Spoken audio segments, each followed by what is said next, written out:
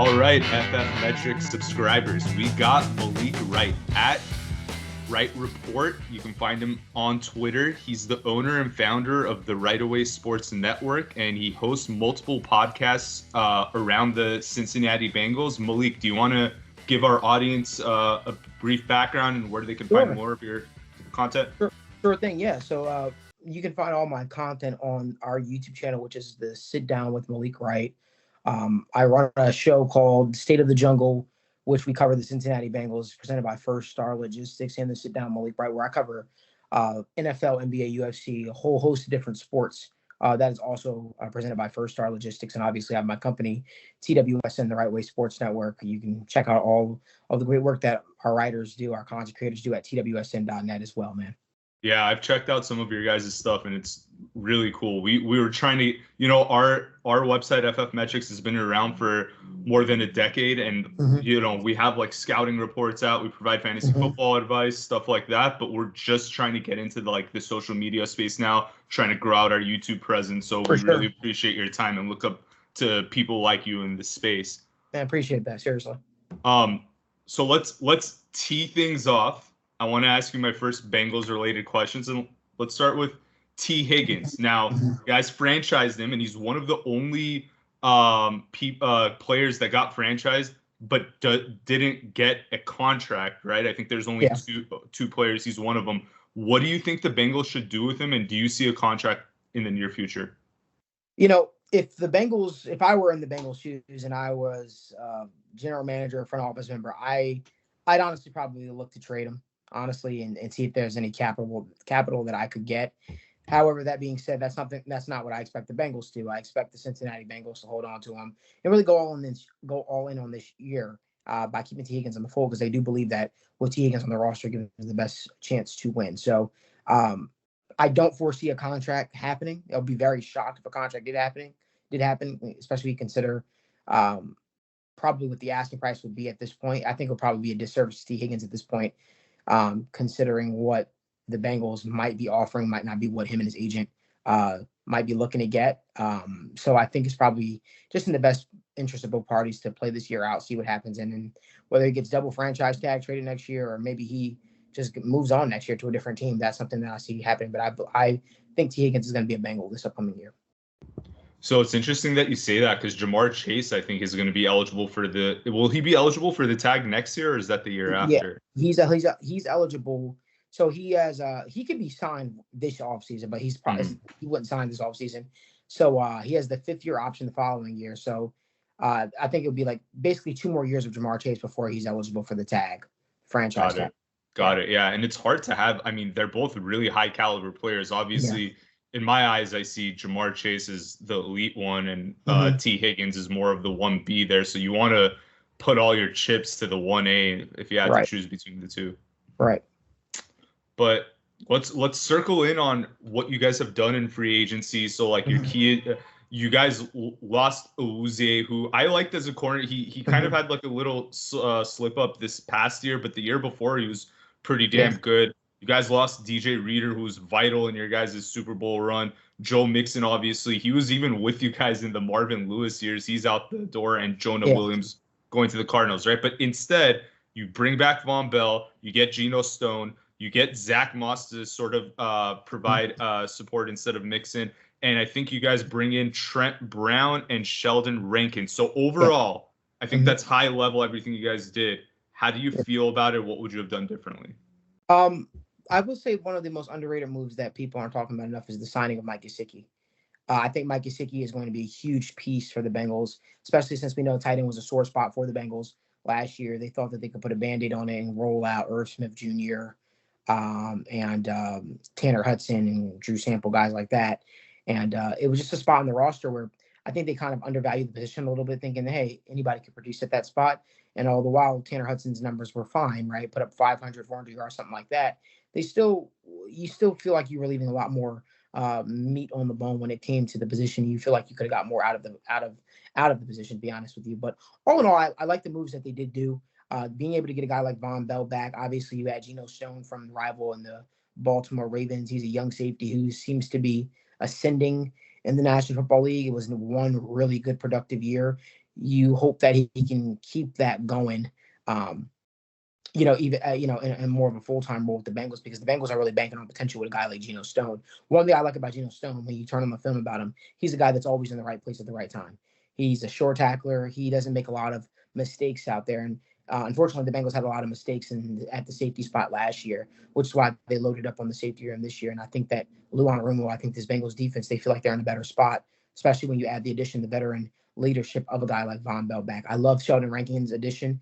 I think Sheldon Rankins, essentially what was told to me, because I am looked at as one of Cincinnati's only NFL insiders, or Bengals insiders, is essentially the Bengals were trying to recreate the duo that they had during the Super Bowl run of Larry Ogunjobi and B.J. Hill.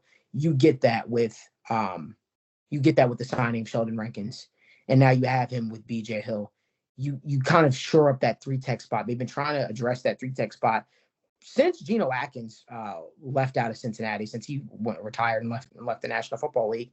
They've been trying to find a guy to kind of fill that role, and they haven't been able to necessarily find one guy to do it. But what they have found is they found a collective to do it. And the one issue with the Bengals last year was we need to get more juice out of the pass rush department. Everybody's like, hey, well, why don't you grab the edge? Sometimes the edge is not the answer. Sometimes it's the interior. If you're able to get more pressure within the interior, you're able to make it all work. Now, DJ Reader is a huge loss. DJ Reader is, to me, is one of the best, if not one of the best nose tackle in the National Football League. Nose tackle is a dying breed in the National Football League, right? It's not too many true guys that are just known for just stopping the run. A lot of teams want you to have that high upside to where you can stop the run, rush the passer, and be effective in doing both. DJ Reader didn't offer a ton in the pass rush department, but he offered a lot in the run stuffing department and just being able to take up blockers to make guys' lives easier. And I think that with losing a guy like that, it's going to suck because he's a leader in the community. He's a leader in the locker room. He's a leader on the football field. But all in all, I think the Bengals have done a good enough job to where they open themselves up for the NFL draft to what it is that they could do. Yeah, I like that, and I like that you're optimistic on the team. But as an outsider looking in, from what I'm seeing, I see Joe Burrow 4 years right in the NFL. 2 of which end with season-ending injuries. Like the common theme for you guys, it seems like the offensive line is. I know you guys had issues in the secondary last year, and that's fine. That you guys look like you addressed, and maybe you're gonna hit in the draft. But what I'm not seeing much change in is the offensive line is kind of. I mean, I know you guys had swapped out Williams for Brown, which I'm not sure if that's a wash or an upgrade in your eyes, but.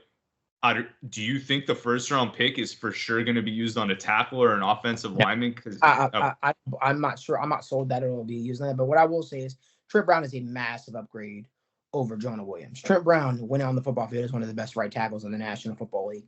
He's a guy that's played both spots. He's played right tackle. He's played left tackle. His whole thing is he going to be motivated? Is he going to be healthy? That's the big question mark coming out of him.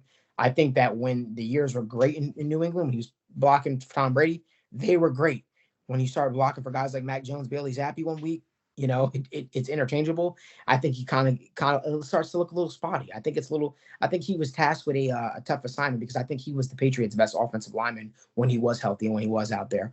Now, Jonah Williams just didn't work out in Cincinnati for whatever reason. His play was inconsistent at times. Sometimes I think he got more of a bad rap than he deserved because I think when you look at the entire league across the board, everybody's vying for the offensive line to be a strength, right? Nobody's looking at their offensive line if you're outside of probably the Philadelphia Eagles, where you're saying our offensive line is elite, where our offensive line is not something we really have to worry about.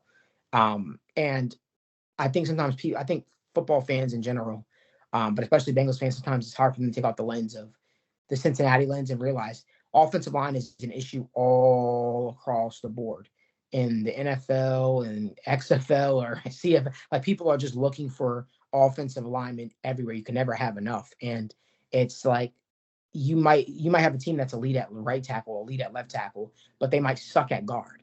You know what I mean? And I think the issue for the Bengals is the Bengals have a philosophy where they don't really pay top tier money for guards. They just won't spend up into the double figures for guards. That has been their rubric that hasn't really changed. And sometimes they go out there and they sign guys or they'll draft guys that you might look at as like Band-Aid replacements. And it's like we've seen Joe Burrow with an offensive line of Trey Hopkins, Isaiah Prince, Jackson Carman, Quentin Spain go to the Super Bowl, right? So you don't necessarily have to have this elite necessarily offensive line, but it certainly could help. You look at what the Chiefs did. The Chiefs invested huge amounts of money in the offensive line to keep Patrick Mahomes upright after that horrendous Super Bowl performance that they had against the Tampa Bay Buccaneers. And it's paid dividends. It's paid dividends in the tune of 2 back-to-back Super Bowls. Mm-hmm. And their offensive line has been a big reason why, even with one of the worst tackles in football this year in Jawan Taylor, they still found themselves back in the Super Bowl, back in the dance. So I just think I think sometimes it's a little bit of an overblown thing, especially when you consider the Joe Burrow wrist thing. That had nothing to do with just with the offensive line. It had everything to do with just wear and tear on his wrist and him just getting hurt. That was just a non-contact type of deal that happened, if you will. And I think that kind of it's the easy thing to kind of pinpoint, but I think there's more to things. I think there's more things that Bengals can do, like establishing more of an identity, getting the run game effectively more involved, because even though Joe Mixon may have rushed for 1,000 yards, the run game was really an afterthought in the Bengals offense consistently. So it's something that you really want to see Cincinnati be able to, fix, if you will, this year.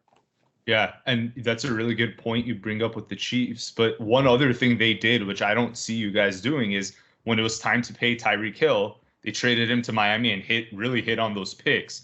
Mm-hmm. Now, if you were the GM of Cincinnati, would you even entertain trading away Chase, getting picks, and paying T less money and keeping him there? Like, no. You're keeping Chase at all costs. Chase is the guy that you want to build around. Chase is the guy that you're building this offensive wide receiver room around, and you don't even think twice about it. He's a blue chip player and a player that I'm sorry, as much as I like T, I just don't think that it's any comparison. I think he's just I think Jamar Chase is truly. I personally think Jamar Chase is the best wide receiver in the National Football League, and I think that with a healthy Burrow and a healthy Chase, I think we'll start to see that. Yeah, and they even have the chemistry from college, obviously, which you're well aware of, but that just still, takes it to a whole nother level. Talk to me about your OC Brian Callahan, or ex-OC, leaving you guys. I know last year Lou Anarumo, his name was a lot in the head coaching circle or whatever. Not so much this year because maybe the secondary fell off a little bit. But you guys lose Callahan. Do you expect that to be much of a drop off, or do you think Zach Taylor is going to just implement his office and not miss a beat? Yeah. It's one of those things where they run the offense as a whole, as a collective. It's a couple of cooks in the kitchen that kind of help with things. Brian Callahan wasn't the one actually calling plays for Cincinnati. He was the one pretty much suggesting things. Zach would just, he would suggest a couple of plays to Zach. Zach would kind of make the calls, and they'd go from there. So Dan Pitcher, a guy that everybody is super high on, who's the Bengals quarterbacks coach, who has a great relationship with Joe Burrow, has now stepped into that role, and everybody's excited about him. He seems like he's made of the right stuff. And everything that I've heard, obviously I was at the NFL Combine this year. People are just enamored with the guy. The Buccaneers actually wanted to interview him last year for the offensive coordinator spot before they hired Canales, who's now the head coach of the Carolina Panthers. So that shows you how highly a guy like Dan Pitcher is viewed around the league. The Bengals actually had to give him an extension to basically keep him in place, let him know, hey, like, you're the guy in waiting. And what people don't know is Pitcher is from, I believe, the Marvin Lewis staff. He's a holdover from the Marvin Lewis staff, and he's a guy that sort of has really just worked his way through the ranks. And now here he's in a big spot. He's the offensive coordinator, and I don't think it'll be too long before you hear his name in head coaching circles as well. Wow, yeah, especially, you get Burrow back healthy and hopefully a better offensive line, and you have Chase there too. Yeah, I mean, that I can totally see that. Now, the win totals were released, I think, a couple of weeks ago on the major sportsbook, DraftKings, FanDuel, whatever. And last year, week 1, you guys were at 11.5 wins, and you only got downgraded 1 game. So the over/under there's at 10.5. Talk to me whether you have a lean one way or another on the over/under, or where you think that the season might end up. So I actually, I'm a betting man myself, and I do bet, and I'm smashing the over. I think the Bengals will absolutely destroy the over this year, and it may sound like it's a homer, but I don't mean to be. I'm just being honest. I think a lot of people are kind of low on the Bengals, not realizing that there were factors involved as to why this team didn't make it to the playoffs this year and didn't break through. You know what I mean? You mean to tell me Joe Burrow started the season last year with a calf injury that prolonged well into the season of, a month in, if you will. He was really hard for him to get a beat. He was not really active during training camp with the calf strain and stuff like that, and just really immobile. And, Joe Burrow's ability, one of his best abilities, people don't talk about his ability to extend the plays outside the pocket. And that was null and void. It was not something that he could do. So I think as long as they're able to hit the ground running in training camp, because here's another thing I'm telling you, Andrew, Joe Burrow has yet to have a full off-season training camp since coming into the league. His first year was COVID. You weren't able to do training camp and stuff like that. The practices were very, very limited, obviously, because of social distancing and all that kind of stuff. And then after his rookie year, tore his ACL, so he didn't have his training camp then. Then he had his appendix the following year. He didn't do a training camp then. And then this year it was the calf strain. And then it didn't have it then. So you are knocking on wood, and we're hoping that this guy finally is able to have a full training camp healthy in Cincinnati. Another thing, people want to talk about like teams like the Kansas City Chiefs, obviously, who beat the Bengals this year. But I think the Bengals have been the only team that has had their number. And, I was telling some Bengals this on the show that I run, State of the Jungle. I said, hey, listen, this gives you any type of peace of mind. The Kansas City Chiefs have never beat a healthy Bengals football team. They've never beat, I mean that. They've never beat a healthy Bengals football team. The year that they went to the AFC Championship, where the Chiefs beat the Bengals last year, last year, but the year before last in the AFC Championship, the Bengals were without 3 starting offensive linemen. They had to pick guys up from practice squads and stuff like that to put a makeshift roster, and they still only lost by a field goal. So I try to tell them, like, if there's one team that can contend with the Kansas City Chiefs that I know make the Kansas City Chiefs uneasy, it's the Cincinnati Bengals, and that's no shot to the Chiefs. That's actually a nod to how great that they have been, and they have been truly great. But I think that when you look at this Bengals football team, with the areas of focus that they needed to correct, I think that this has the making to be a very special year for them. Yeah, that AFC Championship game costed me a lot of money, man. And I had a rooting interest for the Bengals from that, but I just remember a bunch of bad calls by the refs. There was this phantom defensive penalty on you guys too that just came from the secondary or whatever in the last drive or whatnot. But yeah, I mean, I've noticed that too. Cincinnati has had Casey's number. They should have definitely won that AFC Championship game 2 years ago, and they were, when they got through to the Super Bowl 3 years ago against the Rams. I mean, that was so close too. I mean, they could have gone either way. Lots of blown calls there too. But talk to me about the rest of the AFC North, because from my eyes, I don't think that the Browns and the revamped Steelers with Wilson and Arthur Smith or whatever, I don't think that's going to really be a threat to you guys. What I'd be nervous about if I were you is the Ravens getting Derrick Henry and finally having that guy that can close out games for them. Are they going to be more committed to the run? Not like they weren't, but just seems like with someone like Henry back there, they're going to really hammer that home this year. I think that anytime you're in the AFC North, every team worries you. And I think this is no different. I mean, the Bengals had one win in the AFC North this year, and it took until the last week of the season to finally get that against the Cleveland Browns, who sat everybody. That's not something that they can afford to do this year. The Pittsburgh Steelers are always going to be a tough team. Mike Tomlin's never had a losing record. The Browns, for some weird reason, has always had our numbers, has had our number. And, we got to somehow get over that hump, if you will. The Ravens are always a juggernaut. They're a tough team to beat. They're always going to be ready. They're always ready to go. I'm honest with the Derrick Henry thing doesn't really worry me too much. We've sort of been able to bottle him up the last couple of years when we faced him with Tennessee. Now, granted, that was with DJ Reader, but I don't know if he necessarily fits the Ravens style of offense. I think that was more of a signing to suffice the fan base to kind of make them happy and get them pumped up about it. But Derrick Henry is definitely aging at this point. Not saying that he's not going to have a hell of a year, because most guys, when they go to a new team, they do have a good year that first year, and then they kind of become what they are. But no, I think Derrick Henry's going to put up fine numbers, but I don't think that scares. I don't think that that strikes fear, that makes you think, oh my God, Derrick Henry is going to be the difference maker that breaks things open for the Baltimore Ravens. Yeah, and it feels like the way that you guys have sort of controlled games with Casey, or always been in there and kind of intimidated them. It feels like those games with the Ravens, I'm going back to that playoff game where Snoop Huntley was starting. They could have easily knocked you guys out in that game. Like, they always hang in there with you. And I guess that goes to speak the AFC North. It's just always going to be close. Absolutely. I think it's a tough division of football. So if you guys miss the playoffs somehow, some way, and I guess the way you guys miss is going to really determine the answer to my next question. Would Zach Taylor be on the hot seat? No. Okay. You're talking about the most patient ownership group in the National Football League. They stood behind Marvin Lewis for 16 plus years. Guy never won a playoff game in Cincinnati. Zach Taylor won multiple playoff games in Cincinnati, and I also took him to a Super Bowl. Now, granted, this isn't your grandfather's Bengals, if you will. I definitely think the front office will be less lenient. I don't think he would have like a 20-year leash, but I think that it would have to be a colossal collapse for the Bengals to move on from Zach Taylor. I just don't see it either. Yeah.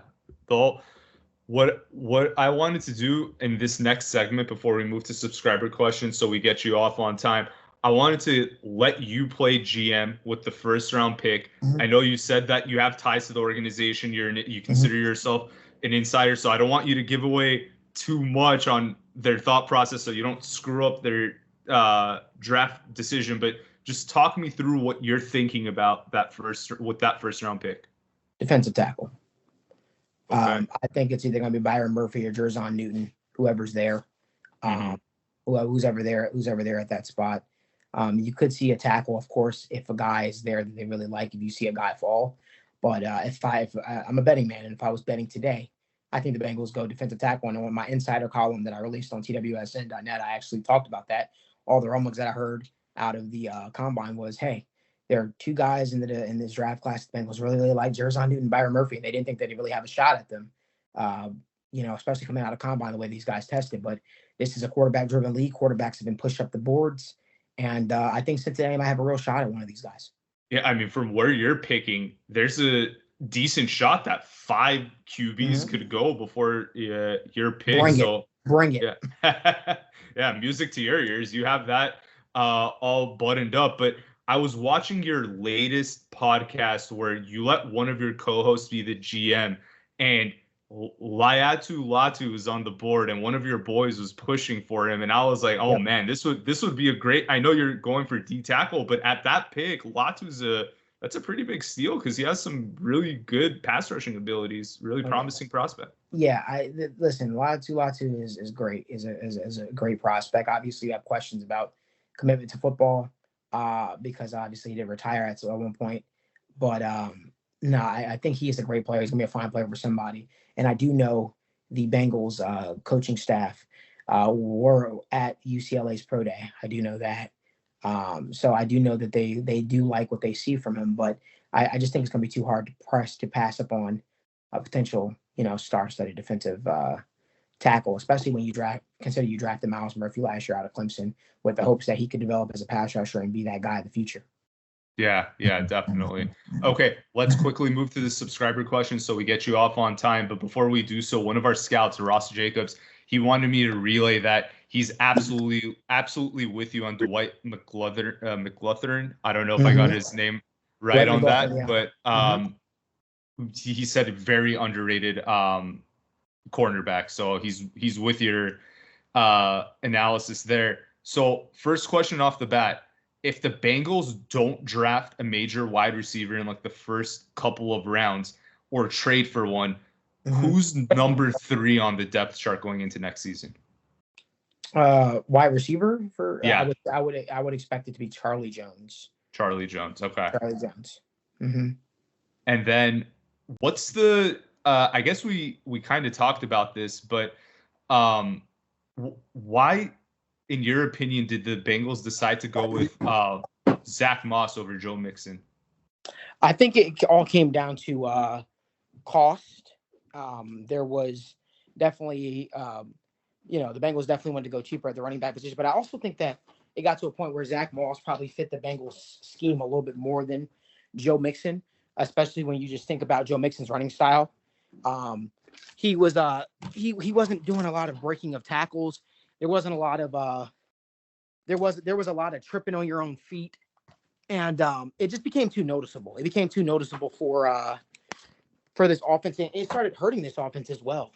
But I think Zach Moss, you consider how he was like a breakout candidate last year, and he showed a lot of positives. I think the Bengals are banking on potential there. I didn't love the move at first, to be quite honest with you, but I understand why they made the decision. I understand why they made the move, and I think it's going to be more of a running back by committee thing. Chase Brown, Zach Moss. Yeah, I think that's what the Bengals are hoping for. Yeah. Next question. What's the general mood from the team and your personal takes on Myles Murphy and DJ Turner? Do you think that these guys are rising stars, or are there concerns with these players? I think that Myles Murphy is developing. He's a guy that showed a lot of flashes, especially towards the end of the season. And you liked what you saw from him. So I think that they're very hopeful that he'll continue to develop. I think the one thing they love about Myles Murphy is he proved how versatile he is. He can rush from the edge. He can rush from the inside. He did everything that was asked of him. DJ Turner started the season off very strong, first 7 weeks. Started to struggle towards the end. So I guess they're hoping that DJ Turner can kind of keep up the consistency with that. And I think that's why you have a lot of people hammering on the table, hey, Bengals draft quarterback. But I always tell people, hey, listen, he was a rookie. There's going to come a point in time where rookies hit a rookie wall. You got to be patient with these guys. Yeah, well said. And do you think that Geno Stone and Von Bell were brought in to bump Jordan Battle down? No. Bengals are very high on Jordan Battle. I think Dax Hill is going to be the guy that's going to play more of a slot type of role this year, because that's what he played at Michigan. There were some concerns, I know, where communication was an issue and wasn't the best at times. They're hoping that they see that improve over time. But I think they're looking at it like, listen, we got to maximize on this core that we have right now, and we need to get some vets in here who have done it. You mean to tell me Geno Stone played in a Baltimore defense in a more prominent role this year, where he really stepped up to the plate and he was tasked with a lot? That Baltimore defense is complicated. You have to make sure communication is on point, and you have to make sure you're in the right spot. And sometimes, it's funny. I saw Dax Hill today, but you look at it. Sometimes he's just in the wrong spot. He was in the wrong spot, and I think that hurt him a lot, and it, hurt the defense. And I think ultimately, don't want to put too much on the guy, but in Luan Romo's defense, the safety is in charge of a lot of the communication in the back end. And when you get guys struggling, when you get guys that aren't able to communicate effectively and guys not in the right spot, it kind of hurts things. It really kind of does hurt things. So I think they're hoping Geno Stone and Von Bell can really be those veteran presence and really step up. But we can keep it going too, man. We can keep it going. I got some more time. We can okay, perfect, man. Sorry, I didn't mean to rush you. No, you're good. You're good. Right. I had to just make sure I had my charger because I realized my iPad was dying. All right, perfect. So here's a question from our site's owner and founder, RC Fisher, who's also a scout by trade. He wanted to get your take on one of his deep sleepers on your roster and a big time prospect of his, Tyson Anderson. Do you think he has any hope in 2024?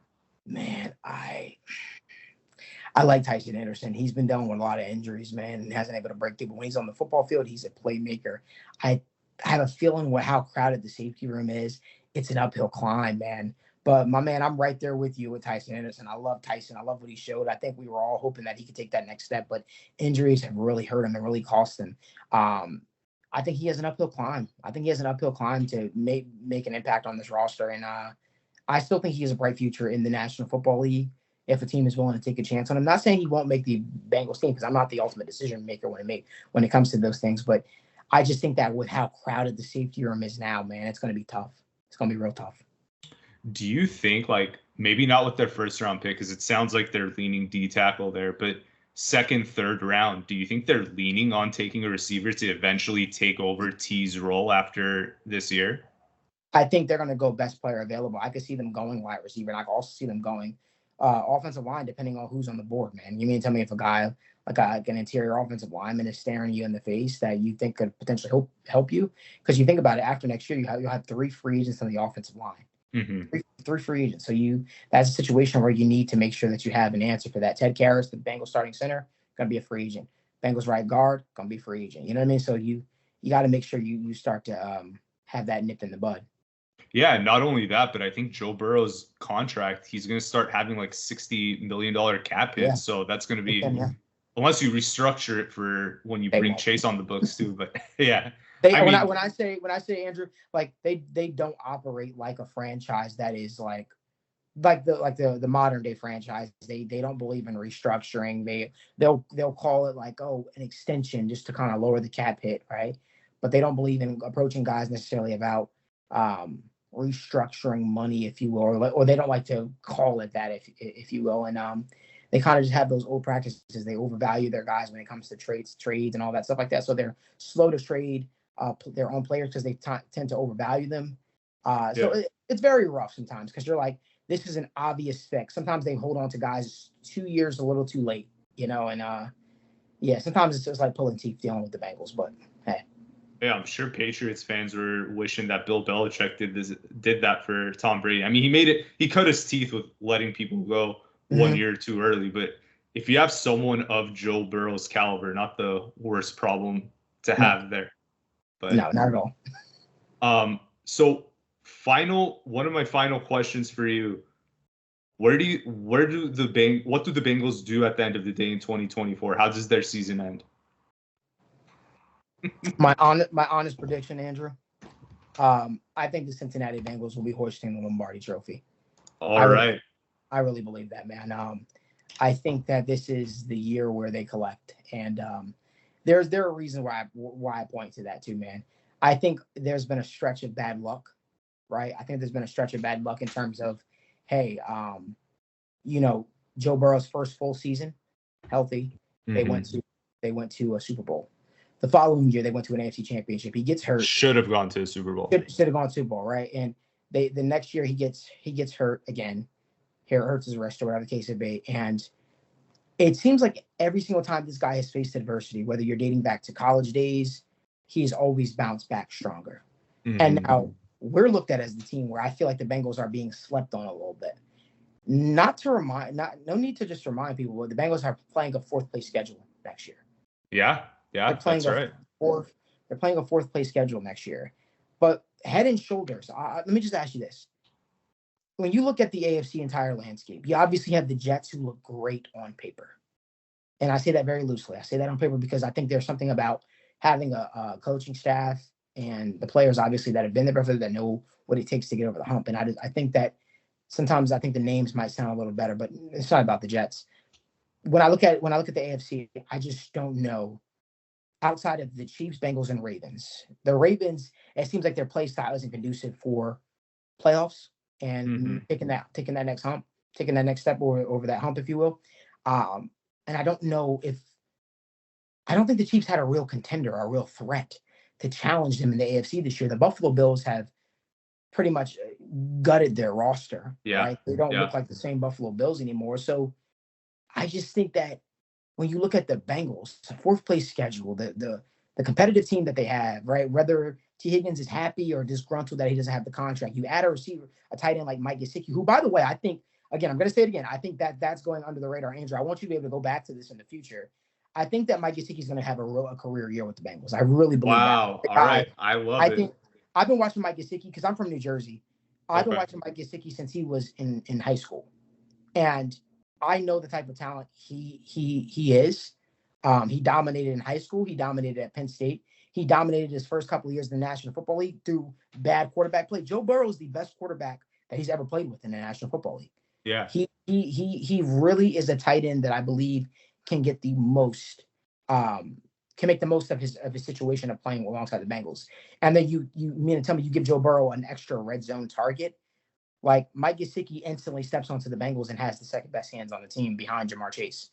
And I feel very, very good about saying that, man, too, man. I just think that when you kind of brought up the third receiver spot, Mike Gesicki, although he's listed as a tight end, he really is just a big slot receiver. And now you still have Jamar Chase, you still have T. Higgins, and now you have a guy like Mike Gesicki in the fold, man. I think you really get a lot out of this receiving core. But the biggest thing Mike Gesicki does for the offense is what are you going to do now? Are you going to double Jamar Chase? Are you going to play that cover two and just leave the middle of the field wide open and let Mike Gesicki eat? Sure, that's going to happen. right? You have now two pass catching backs who are really like lightning in a bottle, who can break it open on you. And I love Joe Mixon. Joe Mixon is my guy. His first guy, media member, gave me a chance out here as media when I first moved out here. Wow, But that's if I awesome. but when I say guys like Chase Brown and Zach Moss do a lot for the run game, but also the passing game, they fit the offense a little bit better because of how quick footed they are. I think you just got to feel really, really good about where this Bengals offense is at. If the defense and the communication situation can fix itself, obviously with the addition of Von Bell being brought back to Cincinnati, I think Cincinnati's in for one hell of a year, man.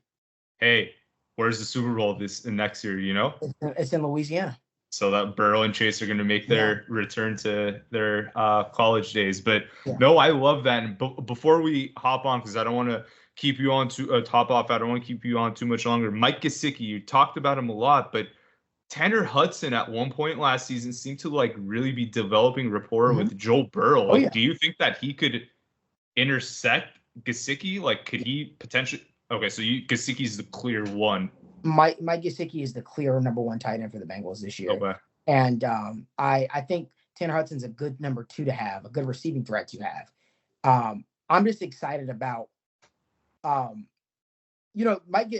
Hudson's fine, but like, I think you were going to see like how much of a difference maker Mike Gesicki truly is, man. I don't know why New England didn't use him. And when they did use him, they used him very sparingly. He produced every single time he got an opportunity, man. He produced every single time. And I was on that train last year. I was like, bring Gesicki to the Natty. Bring Mike Gesicki to the Natty, guys. Like, address the tight end position and bring him here. I'll go a step further. I'm going to go a step further, Andrew. I don't like to make a lot of hot takes. I really like to be very rational, but I'll say this. I think Mike Gesicki is the best tight end the Bengals have had since Tyler Eifert. I think he'll be that. I think he'll be that. Yeah. I don't think that's a hot take. That's not really going out on a limb, in my opinion. So, yeah, hopefully that could, if he gets you that other threat, because like you guys really haven't had a tight end like receiving threat with Burrow, that would be really interesting to see how that all plays out. Yes, sir, man. I'm just looking forward to it. I'm excited to see it all come together. I'm pretty much at every single home game watching from the First Star Logistics Suite. And, it's always a good time. It's always a good time. So, hey, man, that's awesome that you all have your own suite. And hopefully our company gets up there one day, too, or we get a freaking suite at NFL. Oh, man, I'm a big Falcons fan, but I'll take a freaking suite in the Panthers Stadium, man, if our company makes it that far. You guys got Kirko Chains, man. You guys got Kirko Chains. Yeah, we did. It's exciting times. And your boy, Jesse Bates, he was awesome for us last year, man. He was so good. That one hurt. I mean, you can't pay him too. He paid him top dollar. Yeah, man. His agent does a great job getting him deals, and him and AJ Terrell share the same agent. So, props to Jesse, man. Jesse was great in Cincinnati, and I'm sure he's going to continue to do great things for Atlanta. I'm excited to see if you guys can rise up and take the South. So. Yeah, I think we'll take the South. I'm not really confident on anything else, but Malik, honestly, you were awesome. Thank you so much for your time. Do you want to give our subscribers one more time? Tell them where they can find you, your Twitter and everything, so they can come follow you. Sure thing, my man. I appreciate you guys having me too. You guys can follow me on Twitter at Wright Report. I'm the guy usually breaking a lot of Bengals news and stuff like that. You can catch out the YouTube channel, the Sit Down with Malik Wright. It's also presented by First Star Logistics, as well as all our different shows. You can catch all our shows on the YouTube channel, whether it's the Sit Down, State of the Jungle, the whole 9 yards, man. I'm really pumped up about this upcoming draft. I'm excited to see we'll see where all the prospects fall, and it's gonna be an exciting time, man. Andrew, I appreciate you guys having me on, man, and we'll have to do this again sometime. Yeah, maybe after the draft. But have a good night, and thank you so much for your time.